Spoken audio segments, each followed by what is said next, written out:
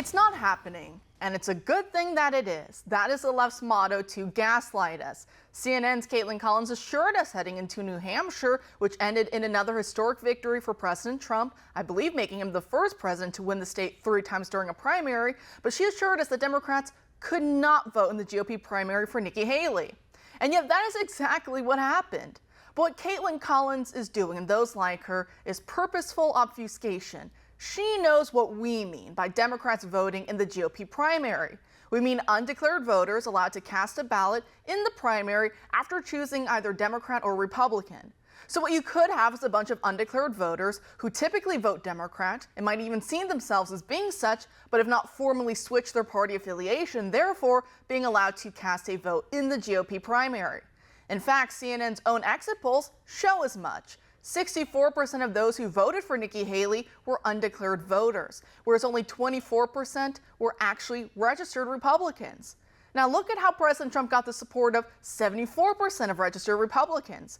He also picked up a sizable amount of undeclareds, but his primary turnout was from the base, which makes sense when we're deciding on who should be the party's nominee. As we talked about yesterday with the senior editor of The Federalist, Nikki Haley finds the bulk of her support from outside traditional Republican voters because she walks and talks like a liberal. Whereas when President Trump picks up support from outside traditional Republican voters, he does so by appealing to their identity as Americans and without compromising on any of the values of the party. So big difference. And also, if you don't believe me or these exit polls on how Democrats are pulling the lever for Nikki to stop Trump, which sounds like election interference to me, but if you don't believe me, here's MSNBC interviewing a guy saying exactly as much. Who did you vote for and why? Yeah, so thank you. I voted for Nikki Haley, and it was certainly a strategic vote. I think the DNC is fairly resolute in their nomination for Joe Biden.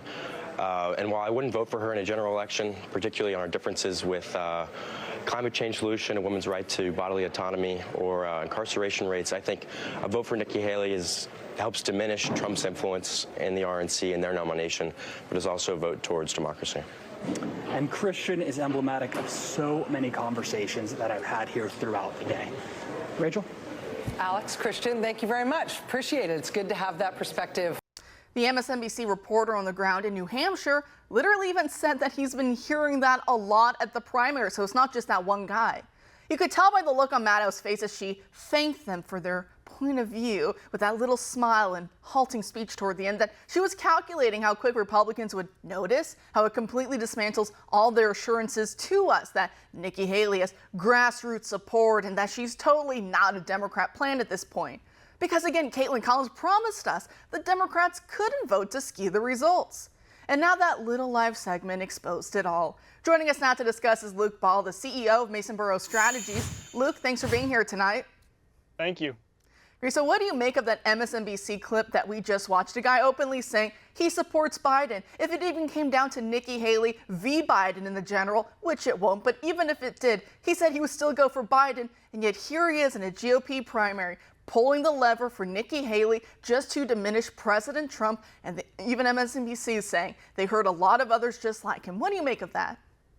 We kind of knew leading up to New Hampshire this was going to happen. We had people on the record from the progressive left and organizations saying that they had an entire movement to try to get Democrats to unregister as Democrats and go to undeclared so that they could throw this against Donald Trump and for Nikki Haley, echoing the sentiment that we just heard in that little clip right there. So I don't think this was much of a surprise. We wanted to see just how much influence it would have, and the result was there was not much influence. But I said leading up to this, I don't even feel like we're in a Republican primary necessarily. We are in a primary election in which Democrats switched over in order to throw the percentage points off against Donald Trump. So we don't even know how much support Donald Trump had in New Hampshire necessarily, apart from the polls that we took leading up to the election. I believe that he won Republicans in that state far more than the end result was because of the people who switched over and were undeclared and then went into the voting booth as a Democrat and basically cast their vote for a Republican candidate who was a Republican in name only, in my opinion. You know,